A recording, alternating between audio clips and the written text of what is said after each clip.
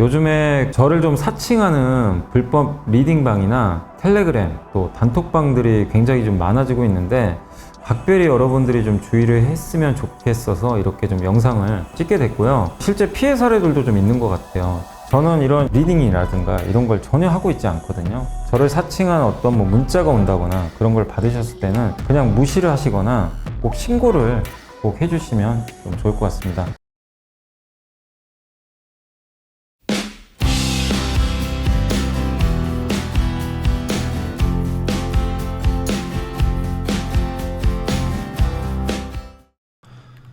네, 안녕하세요. 염승환 이사입니다. 오늘 2024년 4월 23일 시장 함께 읽기 시작을 하도록 하겠습니다.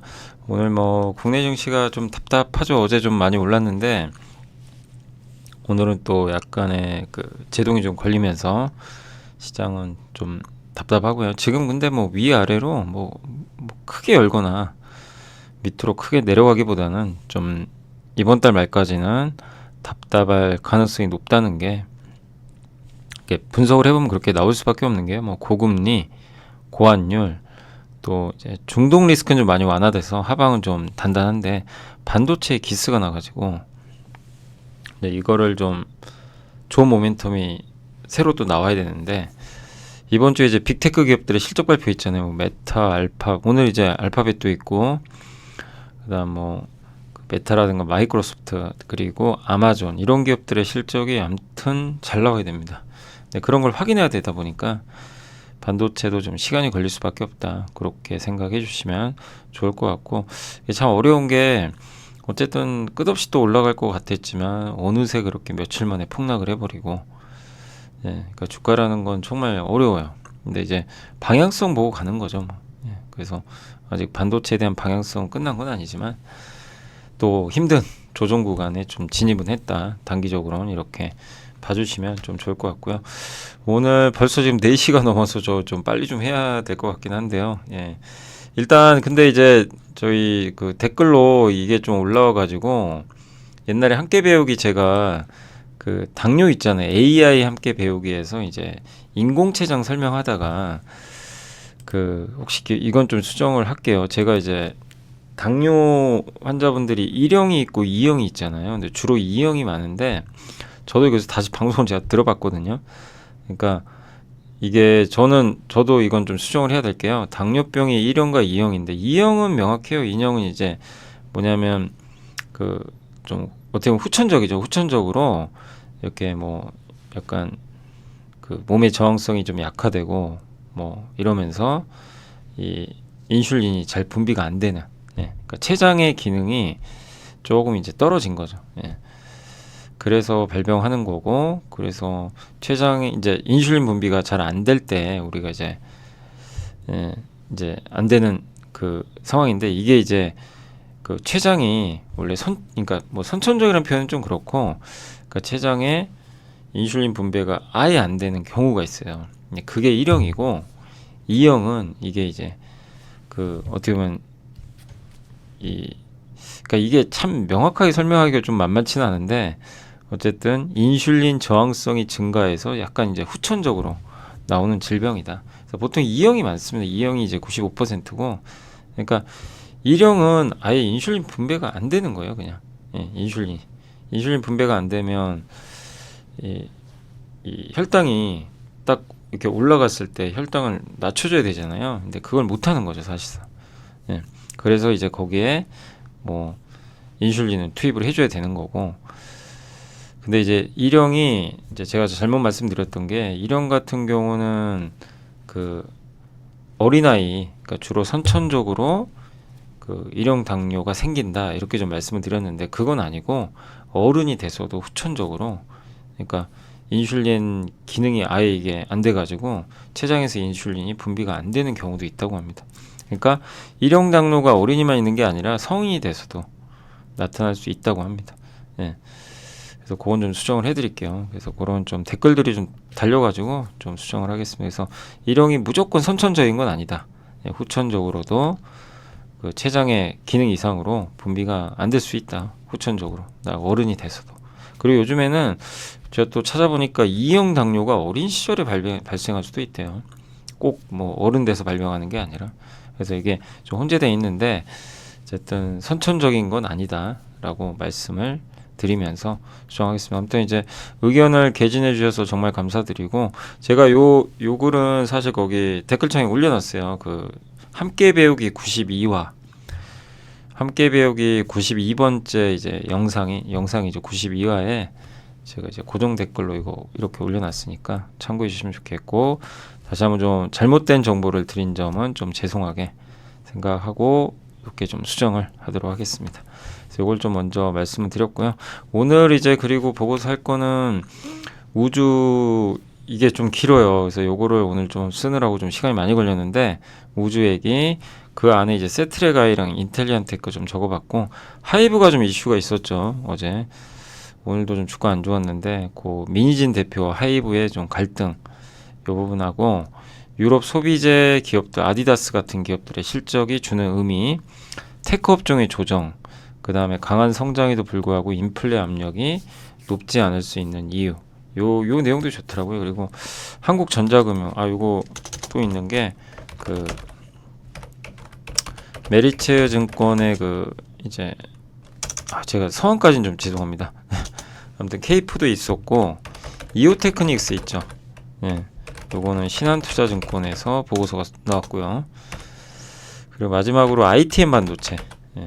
요것도 옛날에 어떤 몇 분이 한 물어보신 것 같아가지고 한번 좀 업데이트 차원에서 제가 자료가 나온 게 있어가지고, 이건 하이투자증권의 고희영 연구원님이 좀 적어주셨습니다. 그래서 이렇게 해서 오늘 일단 빨리 한번 방송을 진행을 해보도록 할게요. 일단 미국은 오늘 일단 나스닥이 급등을 했었고요. 뚜렷한 재료는 없었지만 보시다시피 기술주들이 자율적으로 반등했고, 또 이란이 이스라엘 공격에 대해 재보고가 안 하겠다, 이게 긍정적으로 작용했고, 금값이 3% 급락했고 비트코인 좀 올랐습니다. 그래서 금의 하락은 일단 위기가 좀 진정된다는 얘기죠. 그래서 일단 더 이상 전쟁이 발생 안 하다 보니까 시장은 좀 안도했다. 그리고 엔비디아 같은 기업들이 폭락했다가 뭐 이유는 없어요, 뚜렷하게. 근데 4%, 마이크론도 2.2 이렇게 올랐고, ASML이 이제 네덜란드에다가 이제 반도체 투자한다는 것도 호재로 작용했습니다. 다만 이제 테슬라가 여전히 좀 안 좋아요. 그래서 이제 내일 실적 발표하거든요, 새벽에. 이게 어떻게 될지 모르겠고, 아무튼 3% 추가 급락했습니다. 반면에 포드는 급등했어요. 전통 자동차 회사 폭스바겐 근로자들이 전미 자동차 노조에 가입을 하게 되면서 폭스바겐 비용이 증가하는데, 이게 이제 상대적으로 포드가 반사이익을 얻을 거라는 이제 분석이 있었고, 그러면서 6% 가까이 급등을 했습니다. 그리고 UBS가 미국의 테슬라 제외하고는 빅테크 7개 중에 6개를 투자 의견을 낮춰버렸어요. 예, 주당 순이익 증가율이 떨어질 거다 앞으로. 그러니까 이익 증가율이 떨어지기 때문에 모멘텀 둔화가 우려된다. 사실 주가도 많이 올랐고요. 그래서 UBS는 조금 약간 그 투자 의견을 좀 낮췄다라고 보시면 되겠고, 테슬라는 어쨌든 이제 그 중국, 유럽, 미국에서 차값을 계속 낮춰요. 이제 그만큼 차가 안 팔린다는 얘기고, 이 브랜드 가치가 떨어지고 있죠. 그리고 지금 모델2가 과연 나올지 이것도 불투명하고, 이제 내일 발표할 때 실적 발표에서 모델2를 언급을 해야 될 텐데 모르겠습니다. 무슨 얘기를 할지 모르니까. 그래서 현재 테슬라는 기대치가 거의 없어요. 시장에서 내일 실적 안 좋게 나올 걸로 다 보고 있기 때문에 과연 주가는 어떤 반응을 보일지 모델2에 대한 얘기가 나와야 될 것 같습니다. 이란 재무장관이 이제 미국 MBC와의 인터뷰에서 이스라엘과 갈등 확대를 원치 않는다고 또 밝혔다고 합니다. 그러니까 이게 호재였어요. 그러니까 다행이죠. 우리를 괴롭히던 고환율, 고금리, 고유가 중에 일단 고유가는 좀 일단 단기적으로 해소됐어요. 이제 금리만 떨어지면 돼요. 미국 금리만 완화되면 증시가 이제 올라올 텐데, 이게 좀 쉽게 지금 안 꺾이죠. 그래서 조금 시간은 좀 걸리고, 여기에 반도체가 좀 기스가 난 게 좀 다시 돌려야 되는데 시간 확인해야 되니까 좀 시간은 필요하다, 이렇게 보시면 되겠습니다. 자, 그리고 이제 하이브, 먼저 우주부터 좀 얘기를 해드려야죠. 예. 하이브도 참 이게, 일단 하이브부터 먼저 좀 요거까지만 먼저 말씀드릴게요. 워낙 또 궁금하신 분들 많으실 것 같아서. 전에 어도 경영진이 경영권 탈취 시도를 했다. 그래서 주가 8.7% 급락을 했거든요. 어제 급락을 했었고 오늘도 좋진 않았죠. 근데 이제 정황 파악 후에 감사 착수한다 이런 내용이 있었고, 그리고 주총 소집 요구에서 민희진 대표를 사임시키겠다. 그러니까 서한을 발송했는데 만일 반대해서 주총 소집에 응하지 않으면 이제 가처분 신청하겠다. 그러면 2개월 정도 시간은 걸린다고 합니다. 근데 언론 보도에서는 이제 하이브가 이제 어도가 뭐냐면 이제 하이브 산하에 레이블들이 있어요. 레이블. 이제 독립된 엔터사입니다. 하이브가 있고요. 여기에 BTS를 그러니까 소속된 빅히트가 있고, 여기에 그 뭐죠? 세븐틴인 플레디스가 있어요. 그 다음에 르세라핌이 있는 소스뮤직. 예. 각각 이게 레이블들이 독립돼 있어요. 여기서 각각 만들어요. 그래서 터치를 안 합니다. 예. 그러니까 JYP는 박진영 씨가 이게 다 컨트롤 하잖아요. 어떻게 보면. 근데 하이브는 좀 이 독립된 법인들이 직접 각각의 아티스트를 육성하는 거죠. 예. 근데 여기에 어도우가 있어요. 어도우가 바로 여기 그 이 민희진 대표, 그 뉴진스가 여기 있는 거죠. 그러니까 하이브가 갖고 있지만 이제 어떻게 보면 어도우 밑에 있는 거죠. 뉴진스가. 예. 근데 그런 상황인데 이 어도우 지분을 20% 정도를 민희진 대표가 갖고 있고 하이브. 그러니까 하이브가 사실은 최대 주주예요. 어도우도. 근데 이제 뉴진스 같은 경우는 어도우랑 전속 계약했지만 사실 IP는 하이브 거죠. 최대 주. 어도우를 보유한 회사가 하이브니까. 그래서 엄청난 히트를 쳤고, 근데 뉴진스가 사실은 뉴진스 좋아하는 분들이 물론 민희진 대표 팬들도 있을 수 있어요. 근데 중요한 건 뉴진스 팬들은 민희진 대표든 방시혁 회장의 팬이 아니고 뉴진스를 좋아하는 거잖아요. 그죠? 그래서 중요한 건 뉴진스입니다. 뉴진스가 훼손되면 안 돼요. 무슨 얘기냐? 갑자기 지금 이제 4월 26일부터 앨범 예약 판매 들어가고요. 거기에 도쿄돔 6월 달에 도쿄돔에서 팬미팅도 있는데 이런 일정들이 그러니까 다음 달에 앨범 발매하거든요. 근데 만약에 이게 안 돼 버리면 무슨 일이 발생할까요? 주가는 더 빠질 수도 있는 거죠. 이게 뉴진스가 차지하는 비중, 그러니까 어도가 전체 하이브에 차지하는 비중이 한 10% 정도 된다고 합니다. 이 영업이익에서 11, 올해 추정치로는 14인데 왜냐면 BTS가 공백기라 더 중요한데, 만약에 여기서 뉴진스가 만약에 삭제된다면 무슨 일이 발생할까요? 난리가 나는 거죠. 예. 하이브가 발굴한 어쨌든 뭐 BTS 다음 가는 또 최대 흥행 아티스트가 된 건데 이게 갑자기 안 돼 버리면, 이런 일 때문에. 그래서 뭐 좀 팬들은 빨리 컴백하길 원하는 거고요. 요게 하이브 레이블이에요. BTS는 빅히트, 세븐틴, 플레디스, 르세라핌, 소스뮤직, 뉴진스가 여기 있는 거죠.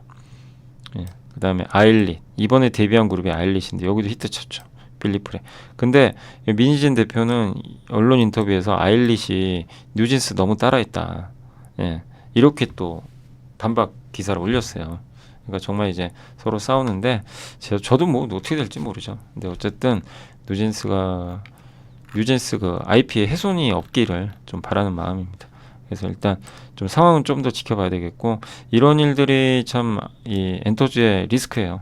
그래서 주가 빠지는 거는 불가피합니다. 리스크가 생긴 건데 뉴진스가 정상적인 그러니까 앨범 컴백을 하는지 그걸 포커스를 맞추시고, 일단 주가 빠져서 어느 정도 이제 뉴진스 그러니까 민희진 대표와의 이런 갈등 리스크는 일단 주가에는 반영은 좀 됐기 때문에 이제 조금 진정되지 않겠나. 그러나 뉴진스가 만약에 뭐 탈퇴를 한다거나 이런 일이 발생하면 안 됩니다. 이제 그러면 이제 주가는 더 부러지는 거죠. 그래서 그 부분을 이제 뉴진스에 좀 초점을 맞춰서 더 지켜봐야 되겠습니다. 근데 좀 안타까운 게 이제 컴백 앞두고 저런 일이 발생해서 좀 뉴진스 주주분들은 좀 힘든 그런 상황인데 좀 잘 해결이 됐으면 좋겠네요. 자, 그리고 이제 우주 얘기 좀 해드릴게요. 우주항공에 투자. 저는 이제 올해 또 제가 지금 이번에 조선업종 이번쯤은 끝나고요. 이제 조선 끝나고 이 우주 쪽 한번 지금 공부해볼 생각인데, 함께 배우기로 지금 계획은 그렇게 하고 있는데 뭐 바로 하는 건 아니고 조금 텀을 두고요. 근데 이제 우주항공에 그래서 이제 이 보고서를 더 읽어봤어요. 저도 어차피 공부를 또 해야 되니까 읽는 거예요. 그러니까 공부라는 게 별게 아니라 계속 읽고 메모하는 거예요. 메모하고 아이디어 생각해보고 연결돼요. 그러니까 이런 거죠. 이런 거 생각 안 해보셨어요? 왜 올해 연초에 이재용 회장이 연초에 어디 갔다 왔죠? 삼성그룹의 6G 사업장 방문했죠. 6G는 위성통신을 이용한 통신이거든요. 그러니까 이게 인공위성과 다 연결이 되는 거죠. 아, 이게 진짜 중요하구나. 그 이제 삼성 그 수장이 간 거 자체가 얼마나 이게 중요한지 우리가 알 수 있는 거죠. 그래서 이제 우주항공이 연결이 돼 있는데 투자해야 되는 두 가지 이유는 일단 저궤도 위성통신 시장이 열립니다. 본격적으로. 이건 이제 작년에도 얘기 나왔던 거죠. 그래서 여기 밸류체인이 우리나라도 있고 또 정부가 이제 민간 기업들을 키워주죠. 이 두 가지 측면 보죠. 그러니까 여러분들이 우주항공 볼 때 저 멀리 뭐 달 날아가고 저 그런 거 있잖아요. 뭐 우주여행 가고 이거는 아직 그냥 생각하지 마세요. 예, 그건 좀 먼 얘기고 우리가 현실적으로 우주를 봐야 될 거는 저 위성하고요.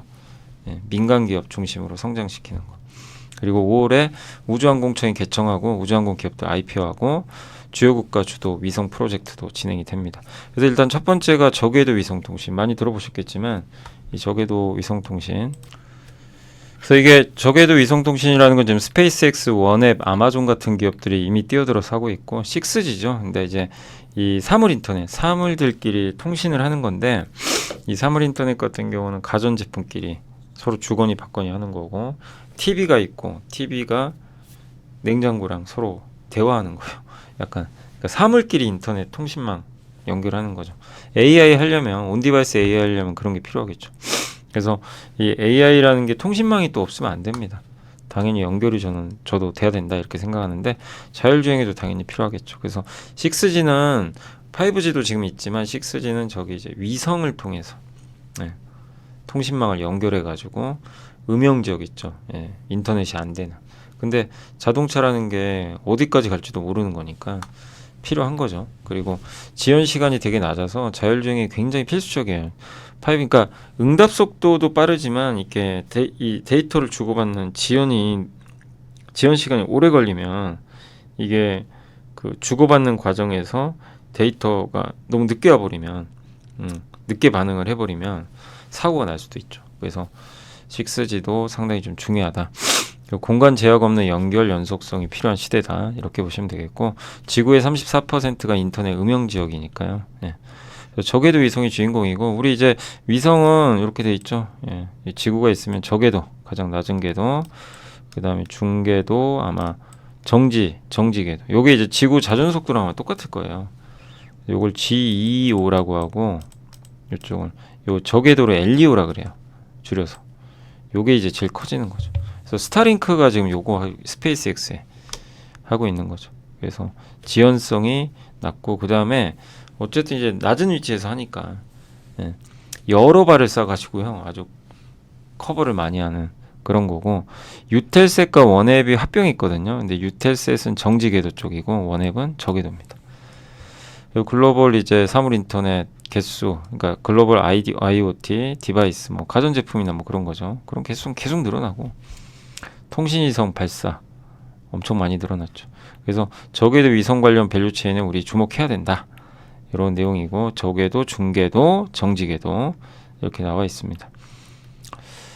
그래서 커넥티드 카의 최종 목표는 자율주행이지만 자율주행은 독립형과 연결형이 있는데 독립형은 카메라, 라이다, 레이더 같은 건 차가 알아서 그냥 가는 거예요. 대부분 그렇죠. 근데 연결형은 저 인터넷과 연결한 거죠. 통신망하고. 근데 결국엔 이게 다 같이 가야죠. 독립형과 연결. 근데 테슬라가 놀라운 건 그런 거 필요 없다. 우리는 그냥 독립형으로 간다. 카메라만 가지고. 그 이미 그렇게 하고 있어. 대단한 건데. 근데 테슬라 일론 머스크가 스페이스X로 인공위성 왜 띄우겠어요. 결국 자동차랑 연결하는 거죠.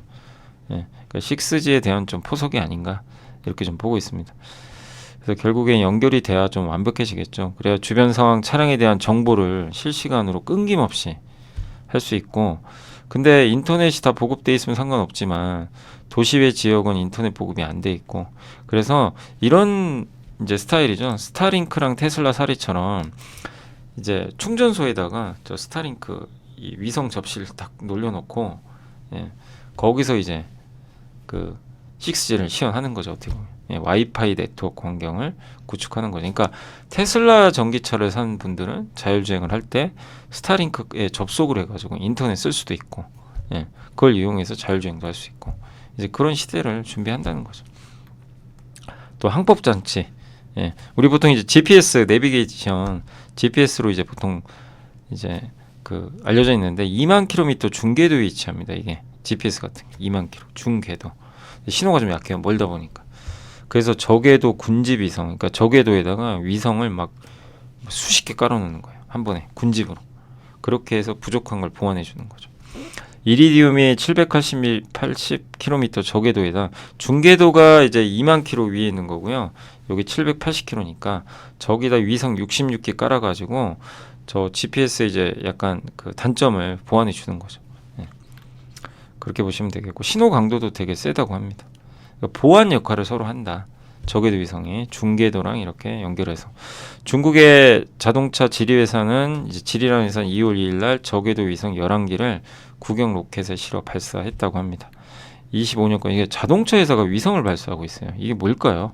도대체 자율주행에 대한 포석이겠죠. 예.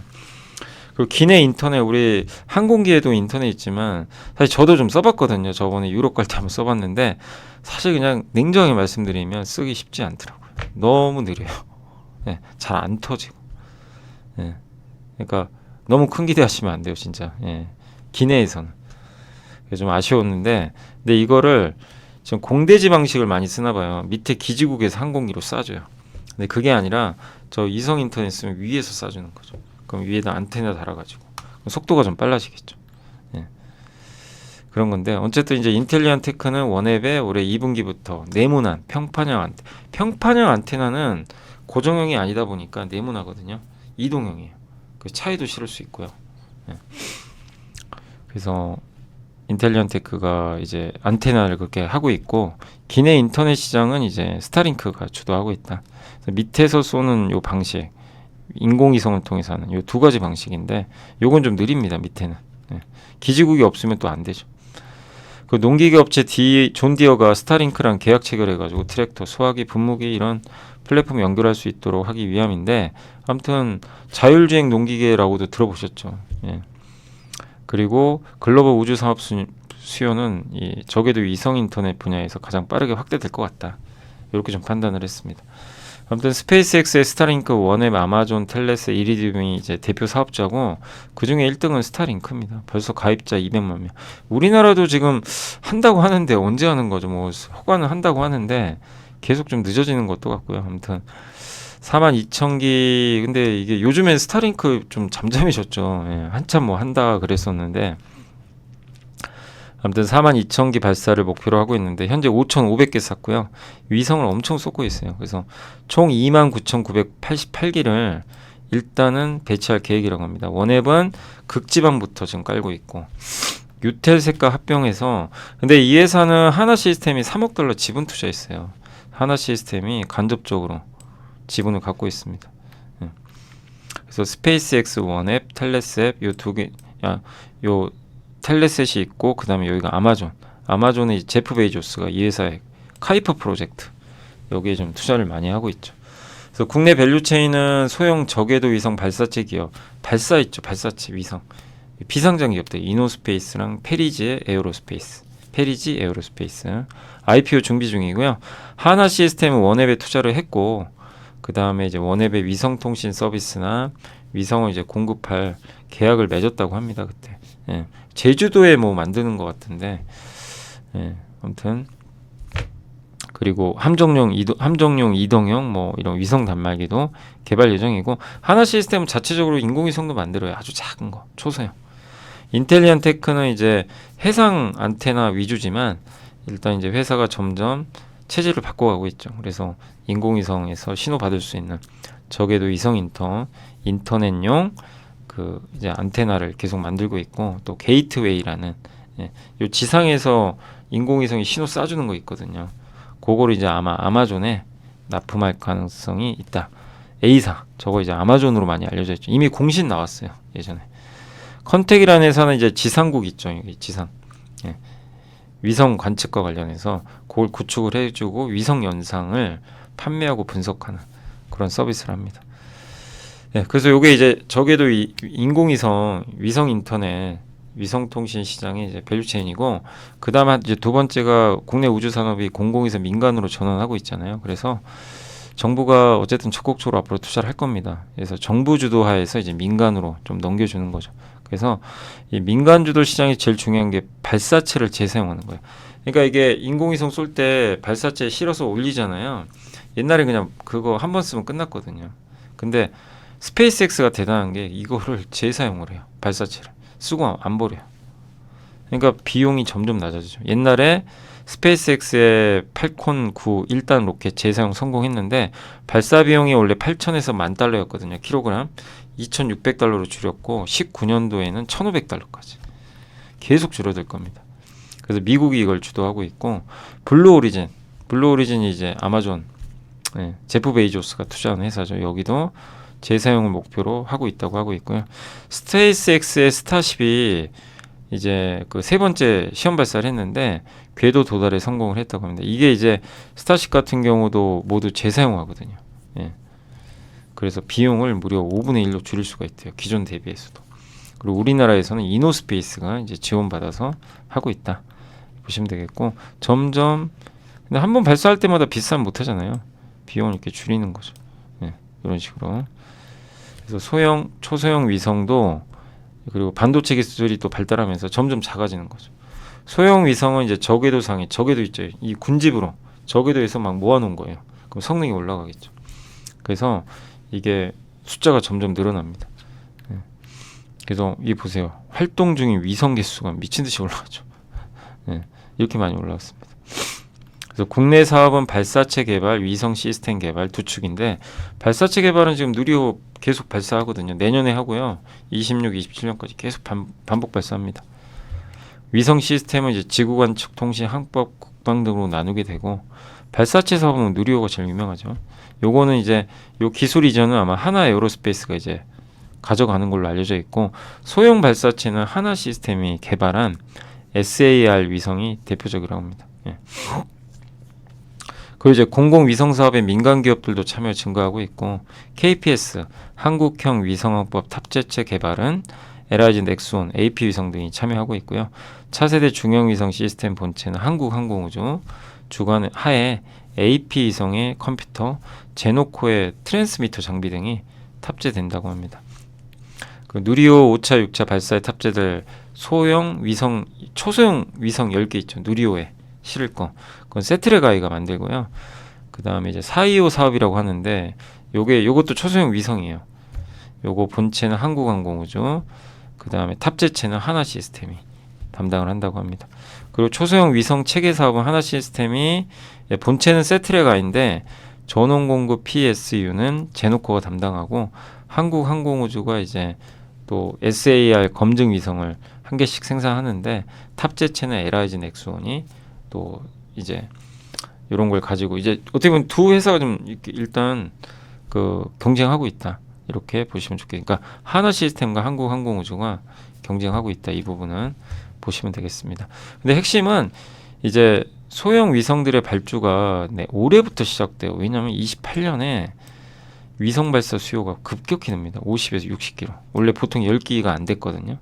그러면 발주를 지금 해야 돼요. 마치 조선주처럼. 조선주 지금 배 발주하면 언제 완공되죠? 27년.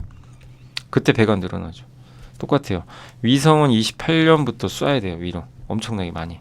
그럼 지금부터 빨리 수주 받아서 위성을 만들어야 돼요. 그러니까 28년이면 너무 멀었네라고 생각하시면 안 되고 이제 시작이구나. 이걸 잘 보셔야 될 것 같습니다. 그래서 세트레가의 수주 잔고가 급격히 늘고 있어요. 왜냐하면 이 회사가 초소형 위성 만들거든요.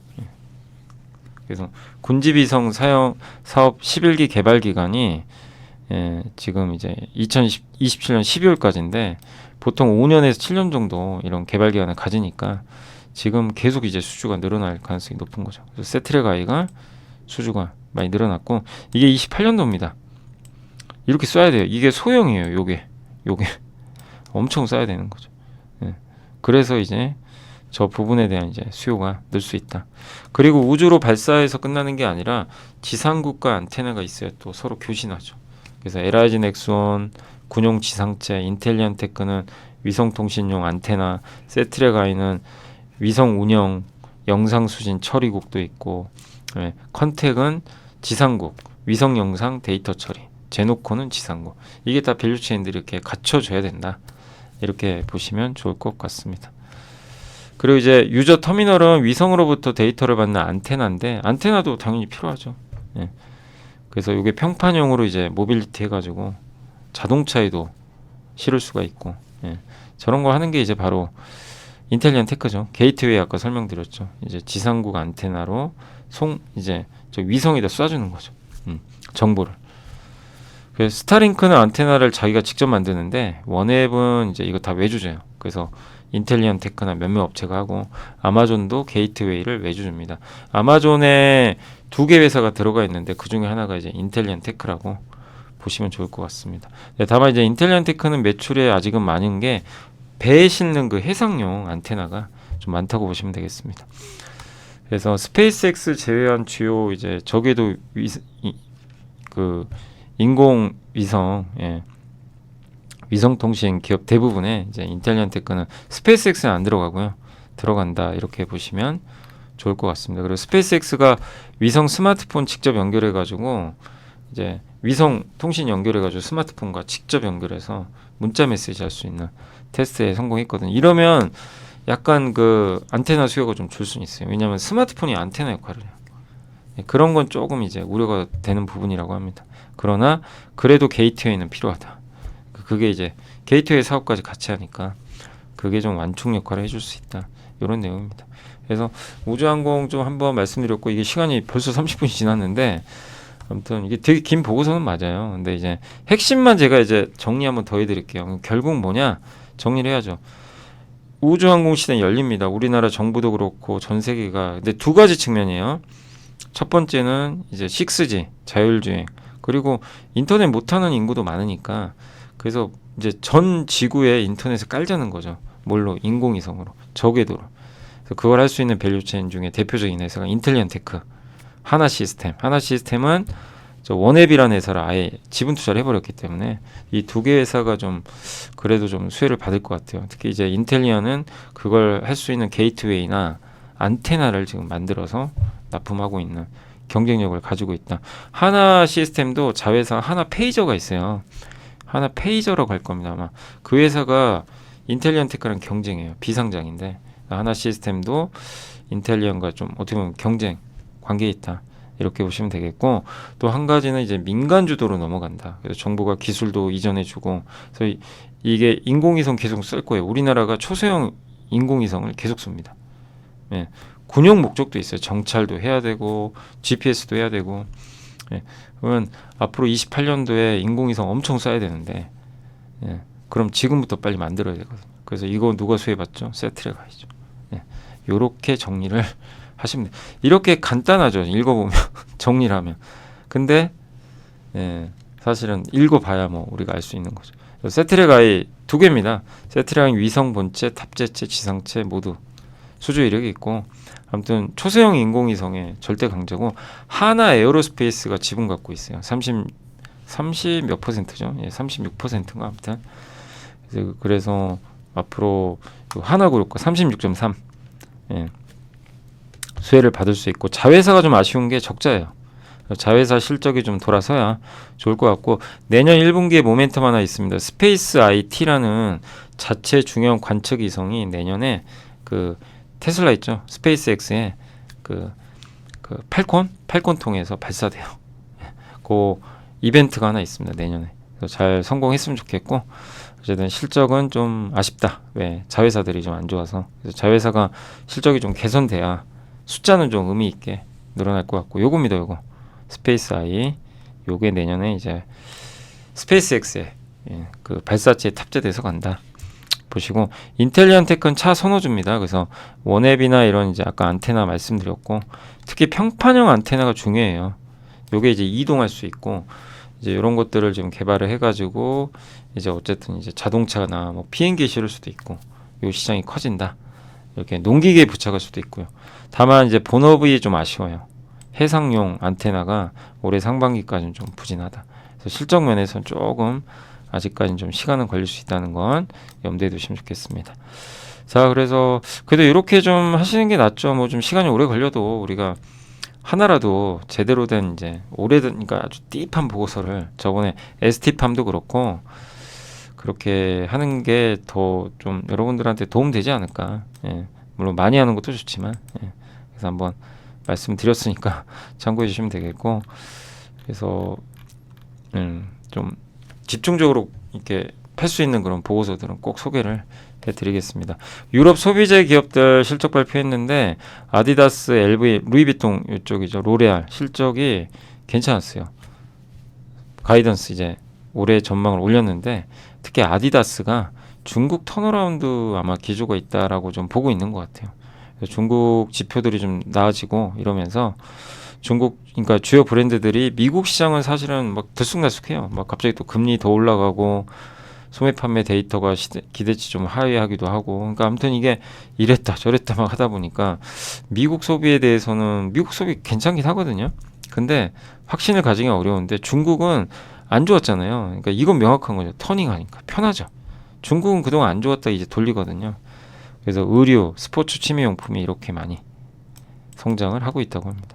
특히 LVMH 이런 로레알 같은 회사들도 성장을 언급했대요. 아디다스뿐만이 아니라.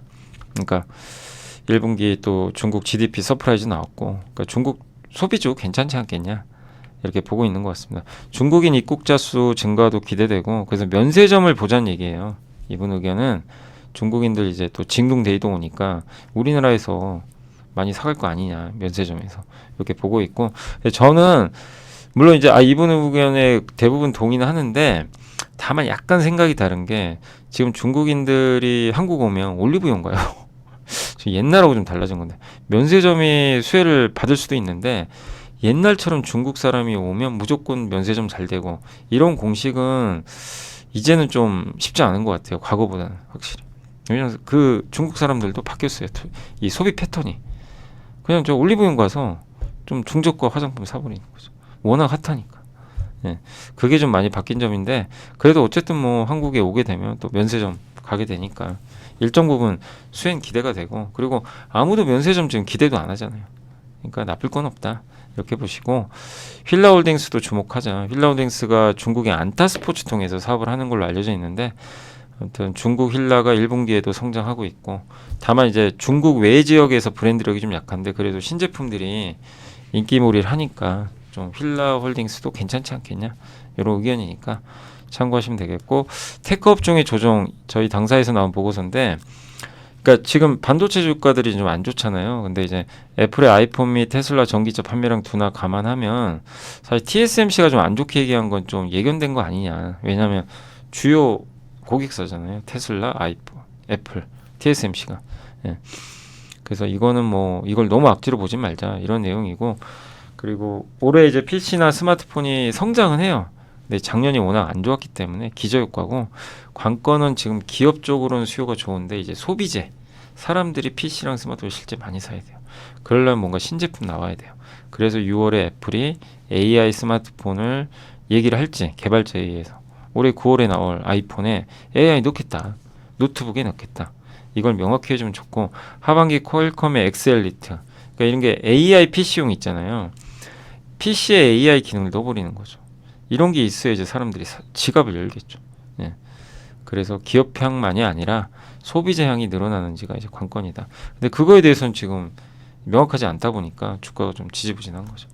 그래서 일단 너무 우려할 필요는 없대. 좀 소비재 제품에 대한 확인은 좀 필요해졌다. 이렇게 보시면 되겠고 KB증권의 김일영 연구원님이 지금 이것도 되게 의미가 있는 게 제가 읽어보니까 요거는 제가 이제 간단히 설명만 해드릴게요. 예. 뭐냐면 이민자가 여러 가지잖아요. 합법 이민, 비이민, 그러니까 이민 비자 취급자, 취업 비자, 그다음 불법 이민. 예. 불법 이민자 몇 명인지 모릅니다. 근데 미국 경제가 너무 단단한 게 저는 이제 이분 김일영 연구원님 보고서 항상 보거든요. 너무 잘 써주셔가지고 미국의 이제 각종 경제 데이터 정말 잘 분석해 주시는데 이거 보고 저도 머리가 한 대 딱 맞은 것 같았어요. 왜냐하면 미국의 이민자 수가 급격히 늘어나고 있대요. 옛날보다.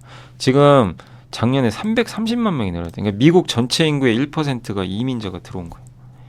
인구 계속 늘죠. 예.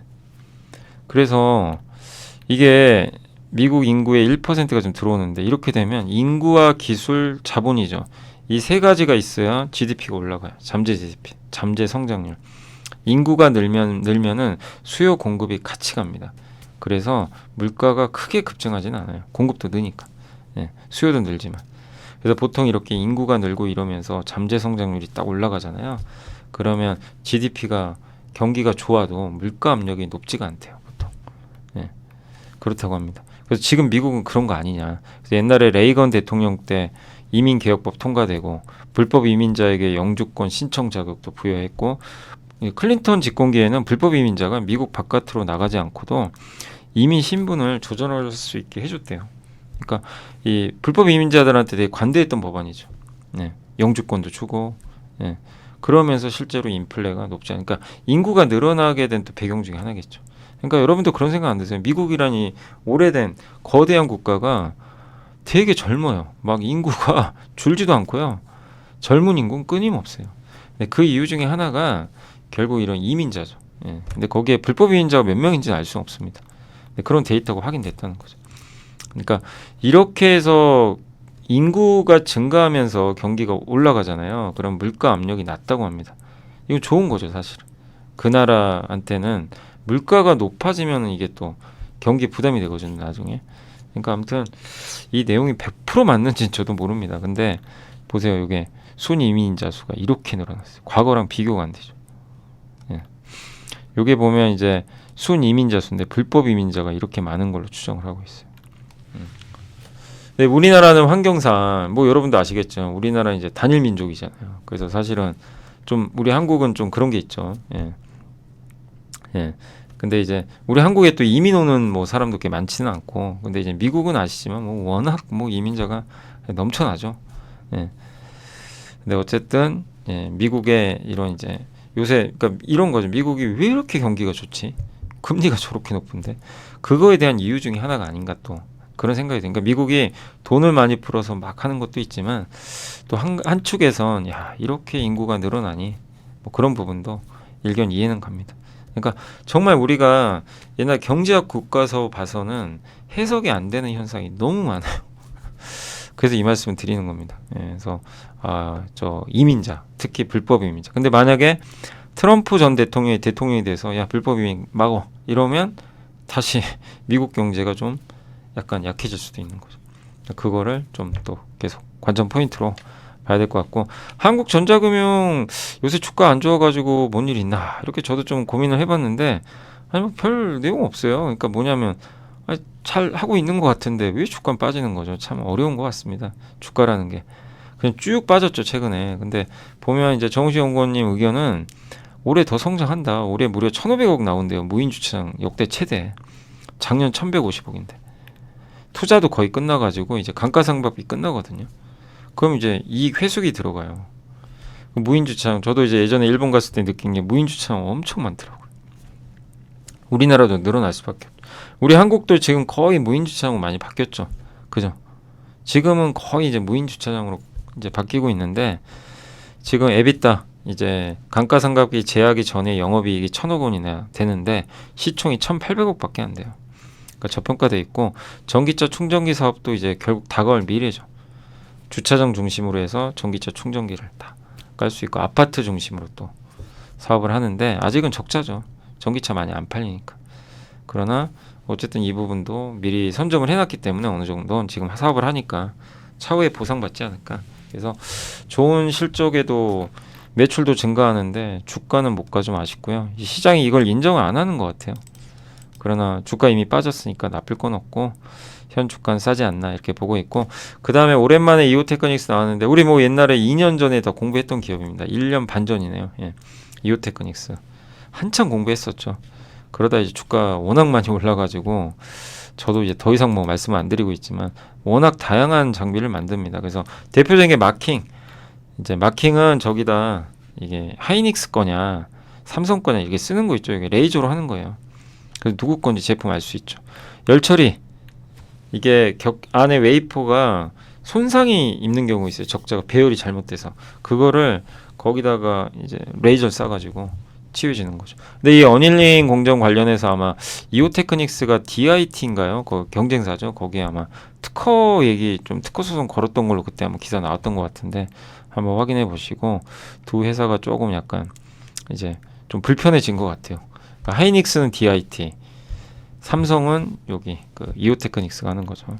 다이싱은 자르는 거 말 그대로. 근데 이 회사는 칼로 자르는 게 아니라 레이저로 이렇게 잘라버립니다. 그루빙은 그거 자르려고 그 주변에 홈 파서 미리 길터 놓는 거예요. 이렇게.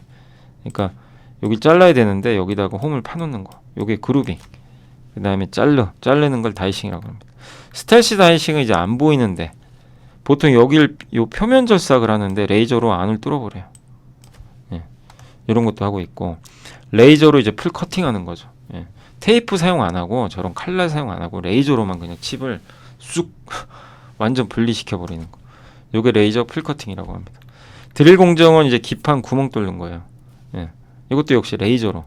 보통 CO2 레이저, 주댕방 CO2 레이저인데 이거는 구멍 크기를 못 줄여요. 그래서 UV 레이저로 하면 좋다고 합니다. 그래서 이런 걸 되게 다양하게 하죠. 근데 레이저 다이싱 수요 증가하죠. 웨이퍼가 얇아지니까 칼날로 자르면 깨져버려요. 그래서 이 방식으로 가고 그 다음에 레이저 그루빙이나 아까 말씀드린 스텔시 다이싱 장비 공급도 이제 시작된다고 합니다. 원래 일본 디스코가 거의 독점이거든요. 근데 이거 국산화 성공해서 아마 이제 공급하지 않을까 이렇게 보고 있고요. 또 디본딩 공정이라고 있어요. 이제 웨이퍼를 이렇게 이동해주는 딱 잡고 캐리어가 있는데 그거를 이제 제거해주는 장비로 보시면 되겠습니다. 죄송한 제가 지금 시간이 없어서 조금 빨리빨리 좀 넘어갈게요. 이게 적긴 했는데 혹시 이게 메모하실 분들은 멈춰놓고 또 타이핑 하시면 되겠습니다. 화면을 이렇게 조금씩 넘겨드리고 그래서 어쨌든 이제 레이저 어닐링 전공정 미세화에 따라서 레이저 어닐링 방막 내에 이제 불량을 복원해주는 공정이 어닐링인데 예, 기존 이거는 한번 예전에 소개해드렸어요. 제가 DIT 설명할 때 한번 했던 겁니다. 옛날에. 그래서 웨이퍼 가장자리와 중앙 부분에 동일한 온도를 이제 전달하기 어려워서 그러니까 이 안에 격자가 이게 흩어져 있어요. 예. 근데 레이저 어닐링을 하면 얘를 한쪽으로 모아줍니다. 웨이퍼 이제 한번 확 싸가지고 레이저를 싸가지고 그래서 보시면 이렇게 돼 있는 거예요. 예. 이렇게 어닐링을 하면 얘네가 어떻게 돼 있어요? 일렬로 딱 줄 서 있죠. 예. 그래서 요거를 이제 예, 결함을 잡아주는 거죠. 그리고 D램양 요구 장비 대수도 증가하고 있고 옛날에는 원 Z 비중이 컸는데 이제 예, 옛날에는 그 원 Z였지만 이제 점점 뭐 원비 예, 이렇게 좀 늘어나겠죠. 예. 그래서 미세 공정으로 점점 비중은 늘어난다. 그래서 올해는 원비 생산 능력이 좀 더 확대되지 않을까 이렇게 보고 있고요. 1만 장당 한 대가 보통 장비가 필요했다면 이제는 이렇게 미세화되면요 장비가 더 들어간대요. 그러니까 이런 거는 이오 테크닉스한테는 좋겠죠. 예. 그래서 매출 비중도 늘어난다. 그래서 되게 다양한 사업을 하고 있고 후공정의 또 핵심 특히 저는 그 레이저 이 다이싱 있죠. 요게 일본 디스코가 독점인데 이게 왜 중요하냐면 이제 HBM의 중요한 공정이거든요. 후공정이죠. 그래서 그거를 국산화했기 때문에 거기서 좋은 성과 낸다면 좋지 않을까 싶고 주가 너무 많이 올랐죠. 예, 그래서 좀 쉬어갈 겁니다 당분간. 그래서 또 조정이 나올 때 기회로 활용하시면 좋을 것 같습니다. ITM 반도체는 여기 고희영 연구원님이 탐방 갔다 오셨는데 2차 전지에 들어가는 배터리 보호 회로가 있어요. 배터리를 이제 보호해주는 회로인데 그 안에 배터리에는 다 그런 게 들어가 있어요. 근데 그 전기차에 들어가는 게 아니라 스마트폰 배터리 애플 쪽에 공급을 합니다. 원래 전자담배도 만들어주고 요게 비중이 이게 핵심이에요. 근데 이게 워낙 안 좋았어요 그동안. 이 회사가 옛날에 애플 잘 나갈 때 그 공급해서 주가 실적 좋았거든요. 근데 어느 순간 갑자기 이제 실적이 망가지기 시작하더라고요. 투자를 많이 했거든요. 이제 애플 이제 물량에 대응하기 위해서 투자를 원래 옛날에 280억 있거든요. 연평균 650억. 21년도에 1,400억. 22년 이렇게 했는데 이게 이제 물량이 생각보다 지금 안 된 거죠. 수요가 예상보다 어떻게 됐어요? 그러니까 이제 실적이 망가져 버린 거. 투자를 잔뜩 해놨는데 수요가 안 붙는 거죠. 그러니까 정말 난감한 거죠. 가동률 보세요. 차라리 덩치가 작았으면 가동률이 이 정도는 아닌데 그럼 어떻게 돼요? 고정비 나가야 되니까 적자 보는 거죠. 그래서 주가가 곤두박질 친 거예요. 근데 이제 이게 끝나가는 것 같다. 좀 희소식이죠. 예, 엄청 좋아진다 이거는 아직은 아닌 것 같더라고요. 근데 제가 읽어보니까 최악은 지나가는 것 같다. 작년에 이제 영업 그러니까 잉여 현금 흐름도 턴어라운드에 성공했고 또 국내 고객사 아마 삼성에도 납품할 것 같은 것 같아요. 원래 애플에 있거든요. PMP 요게 이제 아까 보호회로인데 예, 폴더블 스마트폰에 탑재될 가능성도 있다. 이렇게 보고 있는 것 같습니다. 그래서 AI 또 스마트폰 나오고 이렇게 되면 또 배터리가 또 스펙이 올라가니까 이게 중요하죠. 사실 배터리 쪽. 그다음에 전자담배는 플러스 알파인데 이쪽 이제 KTNG 향으로 이제 외주해서 만들어주고 있는 거예요. 이게 인탑스도 있고 KTNG가 해주는 몇몇 업체 파트론 있죠. 인탑스, EM텍 이런 회사들이 이제 전자담배 만들어주는 회사들이죠. 이렌텍 예. 몇 개 회사들이 있죠. 예. 그래서 타사 대비해서는 좀 경쟁력이 좀 앞서 있다. 뭐 이런 좀 내용인 것 같습니다. 그래서 어쨌든 근데 전 중요한 게 저 담배도 중요하지만 결국 핵심은 저 보호예요. 저게 올해 진짜 턴어라운드 할지 올해까지는 아직 적자지만 최악이 지나가는 거죠. 그리고 아이폰이 잘 팔리고 AI 스마트폰 나오면 좀 나아진다. 그래서 한번 그때도 물어보셨지만 보유하신 분들은 조금 더 지켜보세요. 네, 워낙 빠져 있으니까 주가가. 그리고 케이프는 이제 우리 함께 배우기 한번 해봤죠. 실린더 라이너 네, 엔진 핵심 부품 중에 하나입니다. 그래서 이건 주기적으로 아마 교체해야 될걸요. 교체 아마 해야 되는 걸로 알고 있고 예, 그래서 애프터 서비스 그러니까 엔진은 한 번 하면 20년 그냥 써요. 근데 그 안에 부품은 좀 교체해줘야죠. 예. 영업이익률이 어마어마합니다. 30%. 올해 실적 좋을 것 같고요. 그래서 신조 처음 배를 만들 때 들어가는 거 AS 교체형 이 두 가지가 같이 들어가요. 근데 한 가지 단점은 부동산 PF 리스크 있죠. 왜? 증권사 있잖아요. KF투자증권. 그 한번 지난주였나요? 함께 배우기. 지지난주에. 2주 전에 엔진 한번 공부할 때 조선 엔진 쪽에 그러니까 그 영상 참고해 보세요. 함께 배우기 조선 업종 영상 중에 엔진 사업만 제가 분석한 게 있어요. 거기에 거의 말미에 KF 분석 하나 해놨어요. 근데 그때도 제가 써놓은 건 뭐냐면 부동산 문제, 그러니까 증권사가 들어가 있다. 그게 조금 이제 순수 조선사는 아니다 보니까 이게 참 애매한 거죠. 예. 좋은 점은 그러기에 배당을 많이 줘요. 배당 수익률이 높아요. PF 문제만 없으면. 근데 PF 문제가 있으니 해결된 건 아니잖아요. 이게 255억 정도 있대요.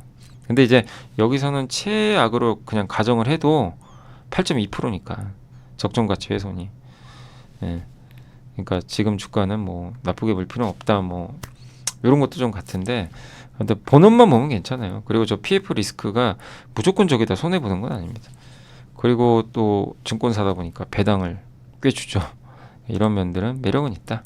이렇게 정리를 해드리겠고 최근에 주가 올랐으니까 조금 당분간은 지켜보시면 좋겠습니다. 자, 그리고 실적 추정치 오늘은 이제 올라간 기업은 저기 지네요. 다른 기업들은 추정치가 올라간 게 이렇게 안 보이더라고요. 그래서 저희 당사의 이재영 연구원님이 지난번 보고서보다는 한 61% 올렸고 LCC 이제 대한항공 아시아나 아직 합병은 안 했지만 합병하게 되면 통합되면서 그 밑에 에어부산 에어서울도 통합될 가능성이 좀 높죠. 예, 그러면 이 회사들의 중국 노선이 좀 더해지지 않겠냐 이렇게 보고 있고 일본 쪽 탑승률 여전히 좋아서 긍정적인 의견을 전달했고요. 일단 올해 전망은 좀 일단 좋은 걸로. 근데 1분기 실적은 조금 기대에 못 미칠 수는 있대요. 1분기는 그건 염두에 두시고 그리고 이제 어제 내부자 비아트론이 그 디스플레이 열처리 장비 만드는 회사입니다. 현대글로비스 최현만 이사님 DNF가 여기 대표이사가 사실 여기 좀 눈에 들어오더라고요. 8,500만 원. 한미반도체 어제 깜짝 놀라요. 곽동신 대표 또 샀습니다. 무려 37억 원. 대단합니다. 와 정말 저렇게 높은 가격에도 그냥 아랑곳 않고 계속 삽니다. 자 그리고 감성코퍼레이션이 어제 공시가 있었는데 이거 좋은 거죠. 주주환원 50%. 번 돈의 절반 돌려주겠대요. 그래서 배당률은 한 3.6% 정도 되지만 번 돈의 50%를 돌려주겠다. 뭐 이런 거는 좋습니다. 그래서 박수 쳐줄만 하고요. 3년 동안 이제 배당은 이익 가는 범위 내에서 그렇게 지급하겠다라는 거니까 참고하시면 좋겠습니다. 자 오늘 이제 장 마지막으로 벌써 5시라 제가 빨리 넘겨줘야 되는데 왜냐면 이제 저희 직원들이 또 퇴근도 해야 되고 저 혼자 하는 게 아니다 보니까 편집도 해야 돼가지고 좀 진짜 간단히만 할게요. 그거 좀 양해해 주세요. 오늘 이 보고서가 제가 이제 읽을 게 좀 많다 보니까 좀 방송이 늦어져 버렸습니다. 자, 아무튼 오늘 증시는 좀 아쉽게 끝났고 외국인이 좀 팔고 있어서 좀 부담스럽고요. 그 다음에 업종 섹터로는 오늘 조선 쪽 괜찮았어요. 그죠. 오늘 조선 쪽이 한국 조선해양 하나오션 좋았고, 그 다음에 오늘 또 우주항공 쪽도 좀 일부 좋았고, 특히 태웅이 좋았네요. 태웅 하나 시스템, 세트레가이, 조선기자재도 대체적으로 아까 케이프, 대양전기공업, 성강밴드 이런 기업들의 주가들. 그래서 오늘 한마디로 우주항공과 조선이 좋았고, 건설주도 오늘 전체적으로 분위기가 좀 살아납니다. 방산주도 다시 하루 만에 조금 올라가고, 어제도 안 좋았죠. 편의점 회사 중에서는 오늘 오랜만에 이마트가 좀 올라왔고요. 풍력도 오늘 아무래도 이제 태용이 좀 오르다 보니까, 그러나 다 강하지는 않았습니다. 피팅 괜찮았고, 그리고 면역강암제도 오늘 좀 일부 강세. 바이오도 오늘 조금 괜찮았어요. 자동차 쪽은 일단 오늘 현대차가 여전히 가장 좋은 흐름 이어지고 있고, 그리고 생명보험도 오늘 일부 올랐습니다. 폴더블 폰 관련주도 일부 올랐네요. 그래서 다만 이제 빠진 쪽은 오늘 반도체 여전히 안 좋아요. 이 낸드 쪽 그렇게 막 오르다가 계속 두들겨 맞고 있고, 근데 쉬어가는 거예요. 무너진 게 아니고. 2차전지 셀은 또 하루 만에, 어젠 좋더니 테슬라 우려감인지 모르겠지만 다시 급락을 해버렸고, HBM, 뉴로모픽, 인터넷 대표죠. 카카오 좀 안 좋았고요. 의료 AI 어젠 좋았는데 오늘은 또 빠졌고, 그다음 미용 의료기기도 오늘 좀 부진했던 것 같습니다. 정유주도 그렇고 여행주, 온디바이스, 한마디로 반도체 2차전지가 오늘 좀 안 좋았어요. 시장을 이끄는. 이 두 개가 좀 빠지니까 증시가 좀 부진할 수밖에 없었다. 이렇게 말씀을 드리겠습니다. 그래서 일단 반도체 조정이 조금 더 길어지는 게 약간 증시에 지금 약간의 부담이다 라고 말씀을 드리고 싶고, 시가총액 상위 기업들은 삼성전자 계속 빠지고 있고요. 참 정말 어려운 기업입니다. 그죠? 8만원 중반까지 갔다가 만원이 빠져버렸고, 하이닉스도 좀 부진하고요.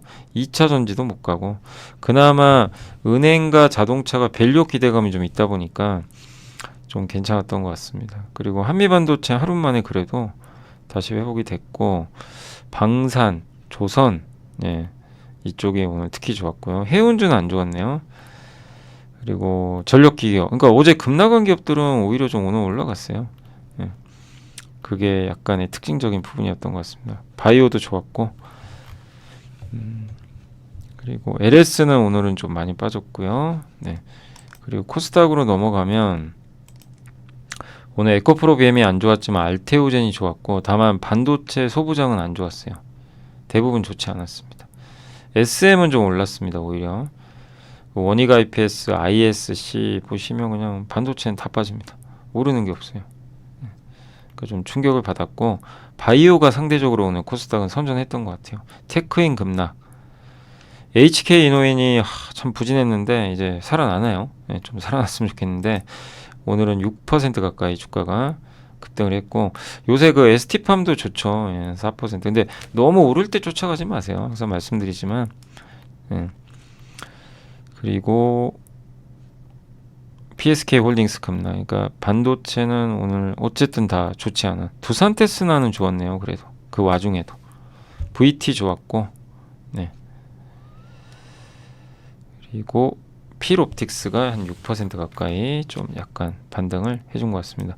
그리고 하이브가 요새 아까 좀 말씀드린 대로 오늘도 빠졌죠. 근데 낙폭은 줄었는데, 자, 아무튼 이제 오늘 이렇게 해서 좀 마무리를 짓도록 하겠습니다. 자, 그래서 좀 시장, 아까도 좀 잠깐 말씀드렸지만 시장이 당분간은 4월 말까지 급등합니다, 급락합니다, 이런 얘기를 하기가 어려워요. 그러니까 저는 아시죠? 저는 늘 강세론자에 있고 싶고 장이 올랐으면 항상 좋겠지만, 저도 이제 이게 항상 보니까 좀 조심은 해야 되겠다.